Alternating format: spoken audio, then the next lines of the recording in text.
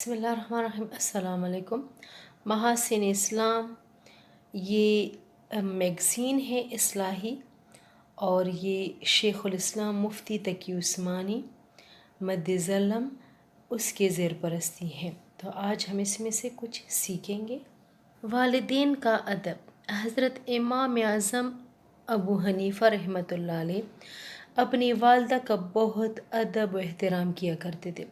جب کبھی ان کی والدہ صاحبہ کو مسئلہ معلوم کرنا ہو تو امام اعظم ابو حنیفہ رحمۃ اللہ علیہ انہیں اونٹ پر سوار کرتے اور خود اونٹ کی نکیل پکڑ کر پیدل چلتے۔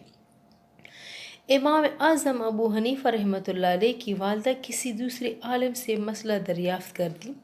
کئی مرتبہ ایسا ہوتا کہ اس عالم کو مسئلے کا صحیح حل معلوم نہ ہوتا تو وہ آہستہ سے امام اعظم ابو حنیفہ رحمۃ اللہ علیہ سے پوچھ لیتے، پھر اونچی آواز سے آپ کی والدہ کو بتا دیتے۔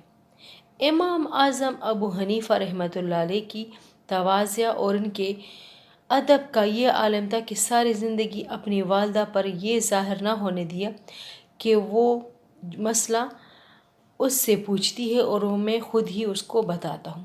یہ سب اس لیے تھا کہ والدہ صاحبہ کی طبیعت جس طرح مطمئن ہوتی ہے ہونی چاہیے۔ اسی ادب سے احترام کے صدقے ہی امام اعظم بنے۔